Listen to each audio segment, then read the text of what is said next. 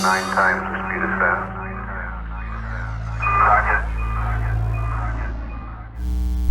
Hey guys, it's Emil at Eurotrash Motorsports. Today we're going to talk about the front suspension on a Mercedes GL class X164. The same information is going to apply to the ML class, so the W164. The car that I'm working on has air suspension, but if your M class does not have, the steps will pretty much be the same. It's not going to be any different, just the springs and the shocks are going to be slightly different.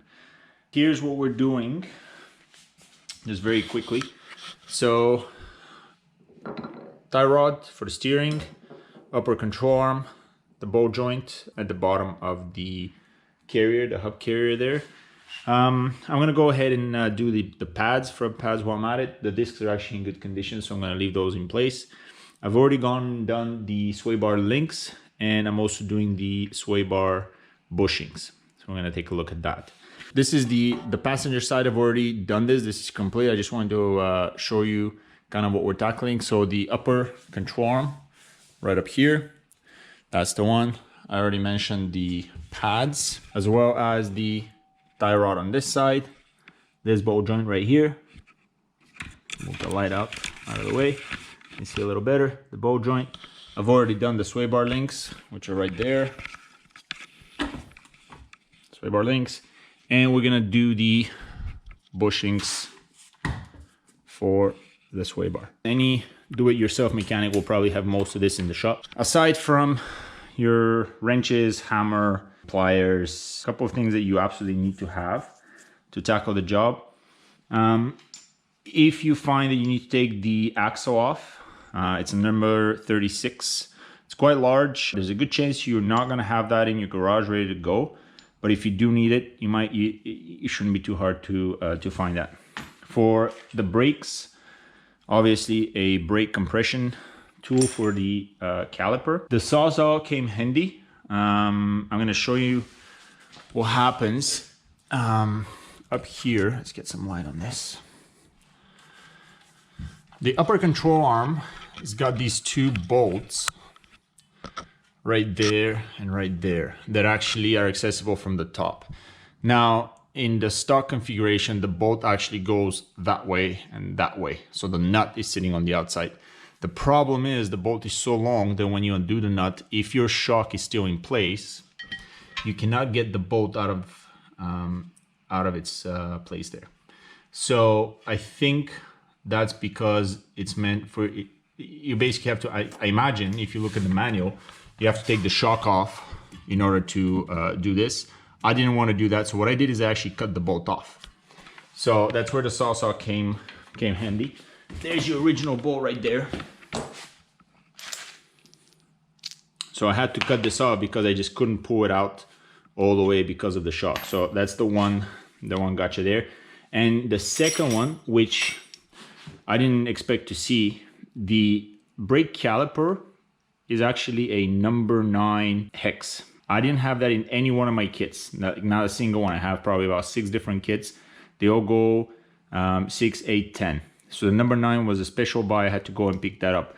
And don't assume that your local Canadian Tire or you know, whatever you've got in the States there is gonna have this. This may have to come from a specialty store. So that's the number 9. You cannot take the brake caliper off without this guy.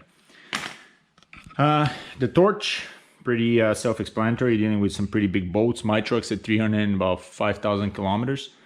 So, and everything's still original actually. I needed to use the torch quite a bit.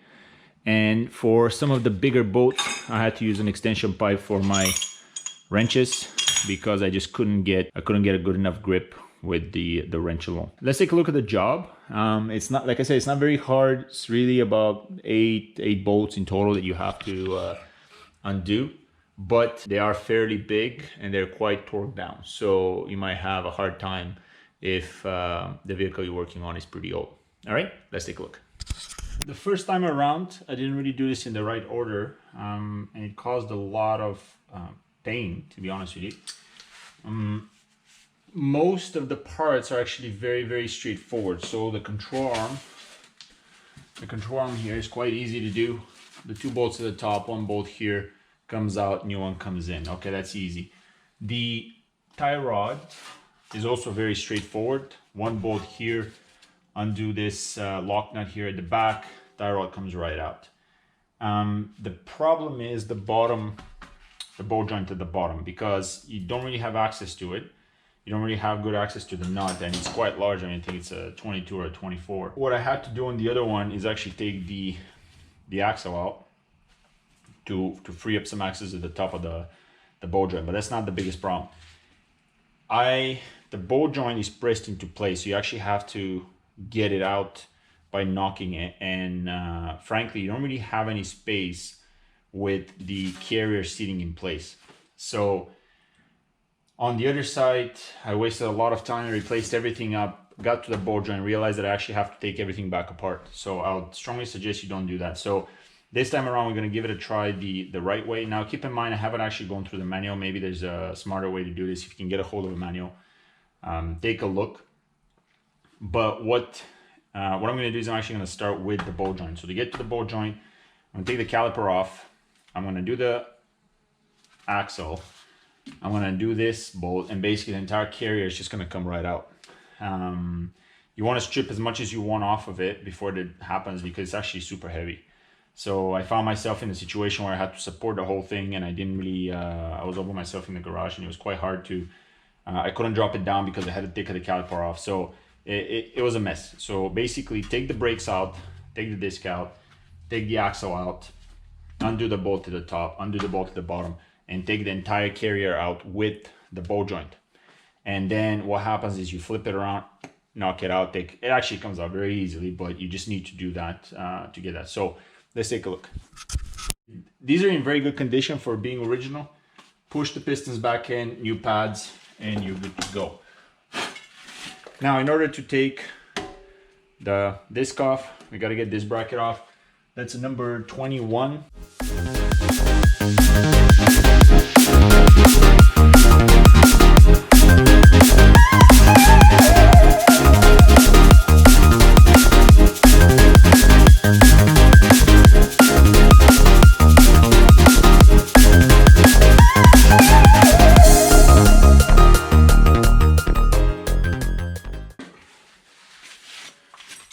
All right,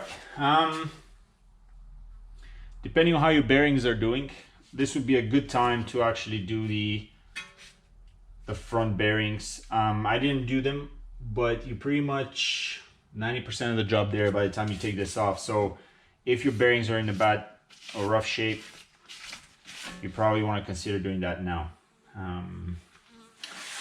The next step is to try and get the axle out,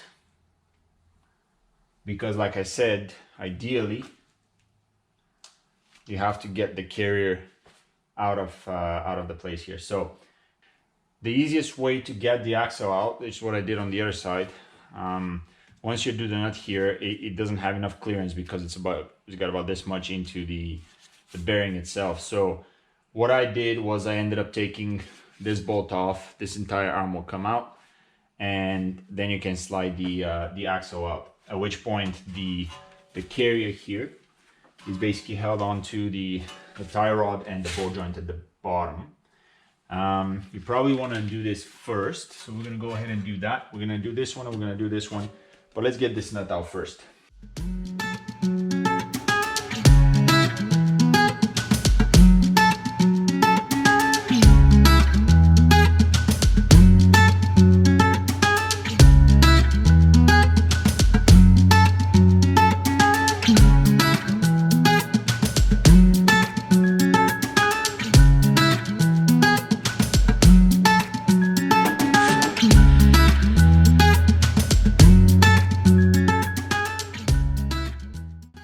Before you take that out of here, it's a good idea to get that nut undone, because at this point it's gonna hold your tie rod together, and you have a good country. If you take that out, this whole thing will get very loose, so you have a hard time clamping it down. So this is a good time to just undo this nut in order to be able to swap out the rod.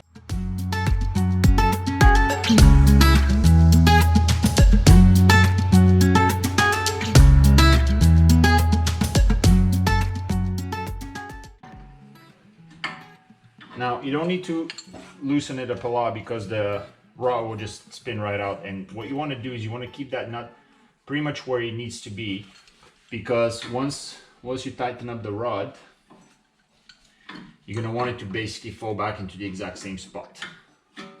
So get this right back, don't tighten it, but certainly get it right back to where it was, so that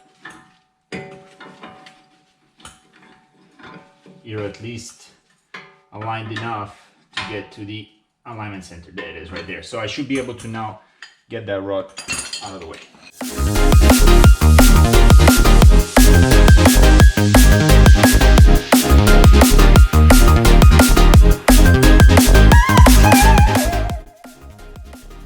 All right, that's a T45 at the top, just to hold it together.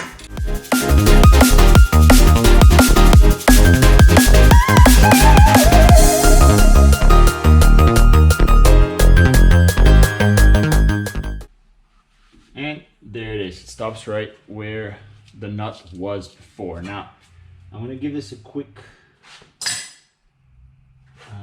tighten here, because I don't want it to... Where's my 21? There it is. I'm just going to very quickly tighten the nut as much as I can. I don't want it to move anymore until I put it back in place. So that's going to stay there like that. Okay, so now so we've got the shaft off. There it is.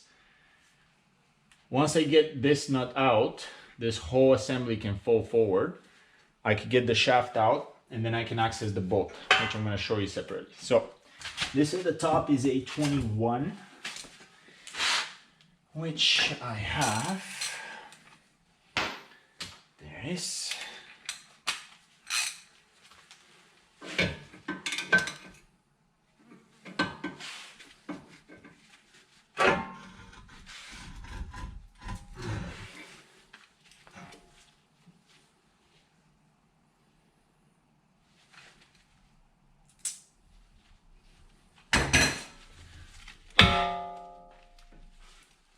I'm going to use the shaft here to help me so I can push against it. Otherwise it becomes a little hard. Okay.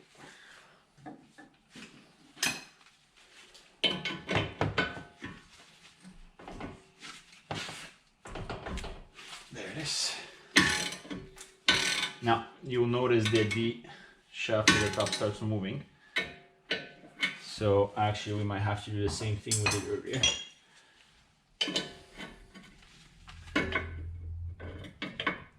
See? So the shaft of the center there is moving. So we have to hold it again.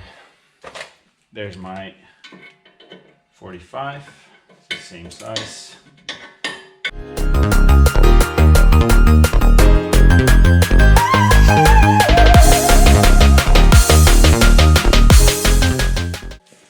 There it is. Now, what happened here, when you tighten these two, the actual bolts holding the control arm, it has to be done with the control arm loaded. So the vehicle has to be on the ground or simulated on the ground. So in other words, you have to put it down where the wheels will compress the springs, because this control arm has to stay in its loaded position when you tighten it up. So actually I've left the other one. I haven't torqued these two bolts up, and I'm gonna torque them when I actually get everything installed. So this was quite loose actually compared to the new one. So it was probably time to replace anyways. All right, you can see now that this is quite loose, and the moment I get the tie rod off, we should have quite a bit of space, enough to be able to maybe push the shaft out.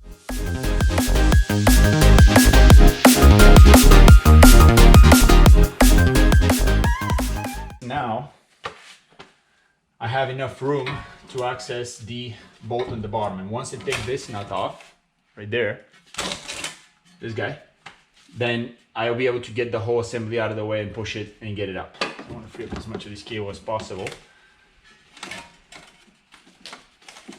because I'm gonna have to bring this down on the ground to knock out the ball joint. So for now, what we want to do is we want to undo this nut there. All right, and I believe that was a 22. Oh no, that's 24. Yep, that's 24 there. Let's give it a little bit of a heat, a little bit of heat here, just to help us get started. Now, obviously, you don't want to burn your shaft here, so just be careful on that.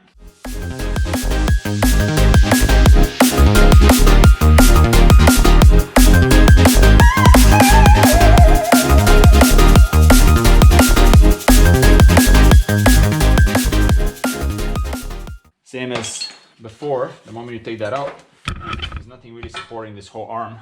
So we want to be ready to put it on the ground, and definitely watch your cable. So first we'll get the bucket out of the way, and there it is.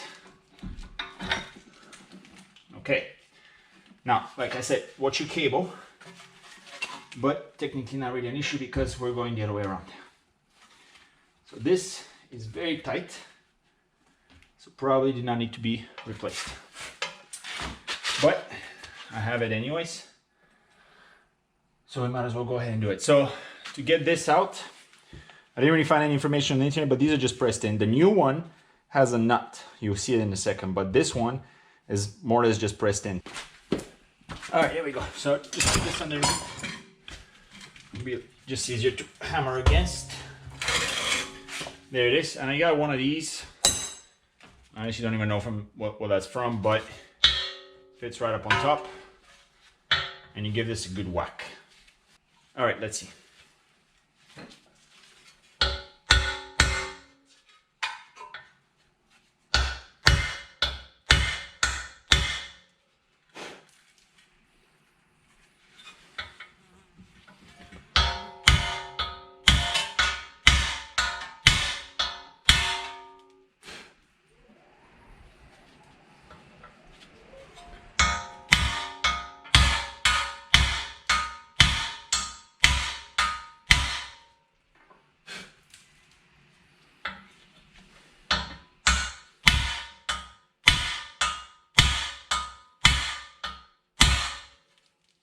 All right, so it is not moving, so what we'll do is we'll heat it up. We'll hit it with the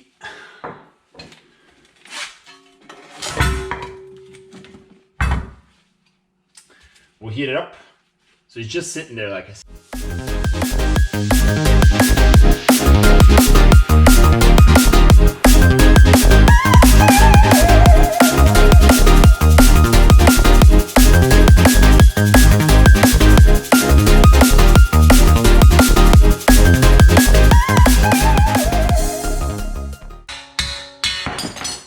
And voila. So I personally didn't find any write-up anywhere on how to replace the ball joint. There it is. Like I said, it's just pressed in. It sticks out at the end here. It's a bit strange, to be honest, because I don't know. I guess it's tight enough that it doesn't really move, but it's a bit strange. I think I've only seen Mercedes do that. Certainly Volkswagen and Audi, I've never done one. It's just been simply press fit inside. So what you want to do is you want to clean this up a little bit. You should have no scoring or anything inside. And that's it. That's the taking apart part. So now we just start putting everything back together, which should be fairly straightforward. For the top here, I didn't really show you how to do this. So maybe we'll get that. Let me just put this in and then we'll replace that one up. So just very quickly, just to show you the difference between the original one and the new one.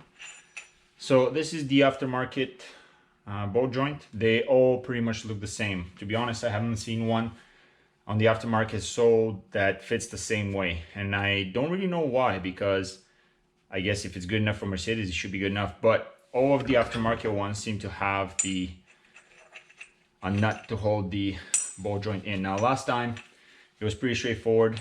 Put a little bit of grease on this just so it doesn't give you too much grief going in, and then basically just tighten it up. So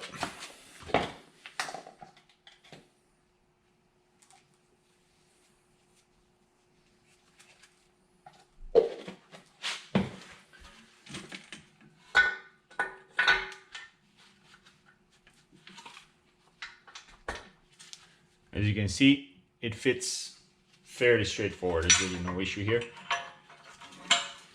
Tighten this up. I think we might have bent the shield in the way.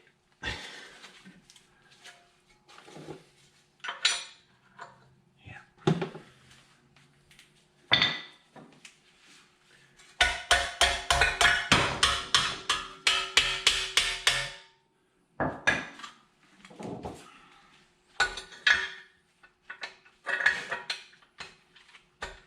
There it is.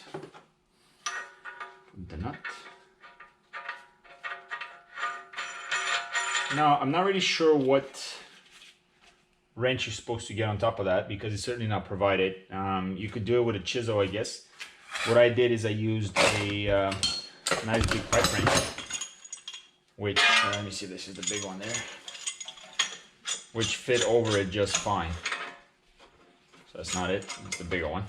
So I'm gonna get the bigger one. So you can do that after, once everything gets settled, and you just tighten it up at the bottom and you're good to go. But now, just put it in place and you just go right on the reverse and put everything back in place.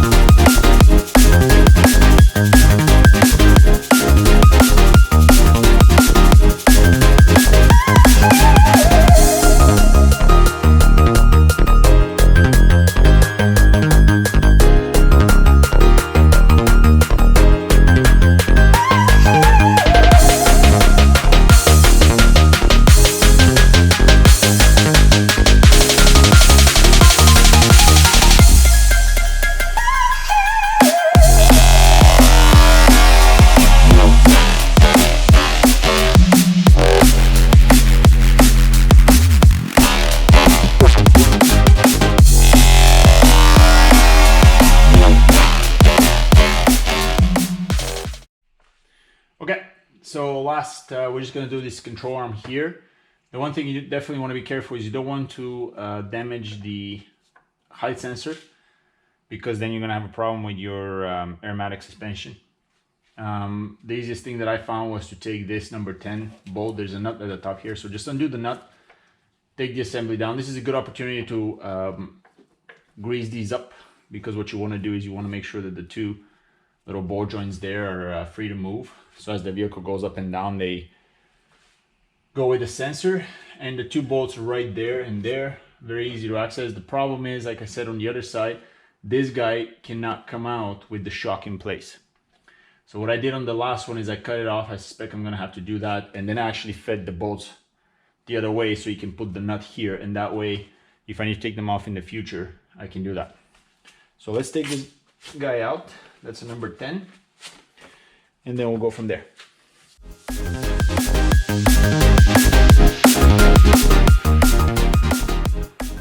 There it is. Just keep it aside. Try not to break it.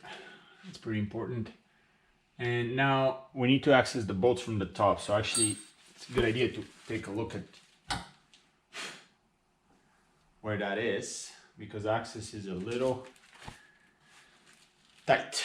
The problem is on the driver's side, you've got quite a lot of stuff. So yeah, you can see the one bolt. I've already taken the nut there, but you can see it right behind the ABS pump.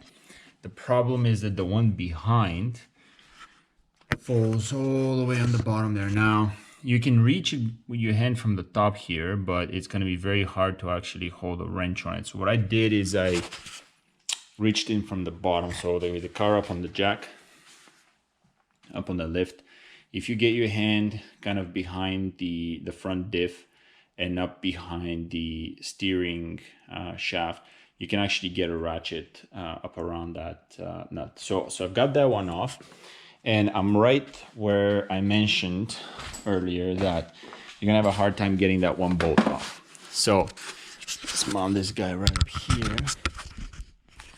You should be able to see this right now. So I've got the right one off. Where did I put it? No. I've got the right one off. There it is. So I've got enough space here to just wiggle the bolt out. The problem is on the left side where the airbag is right there. I just don't have enough room to pull the bolt. Now, I spent the last 10 minutes trying to figure out if there's a better way to do it. And I was thinking that if I drop the shaft from the top, maybe I'll have enough room to just push it out of the way. But frankly, I'm not sure I really want to do that. There's a risk there that I'll damage the air fitting and the airline. So I'm kind of hesitant on doing that. It looks like from the front, I should be able to get the new bolt in. So I think I'm going to go ahead and do exactly what I did with the other side, which is to cut the bolt. So basically, move that down a little bit. So I'm going to cut it right there with the sawzall, get the bolt out, get the control arm out, put the new control arm, and then what I'm going to do is I'm going to slide the bolt in from the front towards the back rather than the way it is right now, which is back to front. On the right side, probably doesn't really matter. On the other side, I switched both of them, so I made both of them come in from that side just because it was easier to get the nuts in and stuff. On the right side here, it probably doesn't really matter, so I'm just gonna probably just reuse the original bolt that I have. It's in good condition. So let's cut that up and try and see if we can close this off today.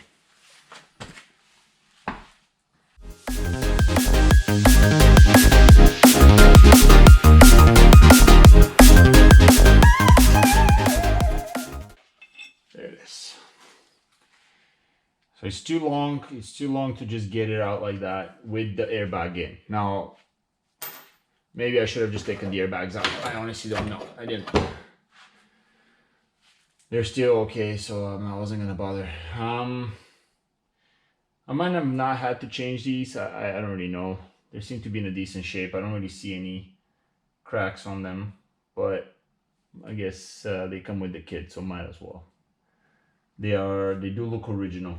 They are still Mercedes, so they would be they're probably original components here. Anyways, so that's out of the way.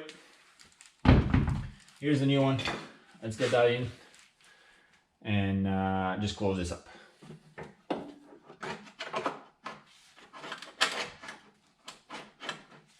Don't forget, like I mentioned, that you have to torque these two particular bolts with the vehicle on the ground or with a simulated vehicle on the ground. So basically, you have to let the weight go down on the wheels one way or another in order to put them in the right spot before you torque them down.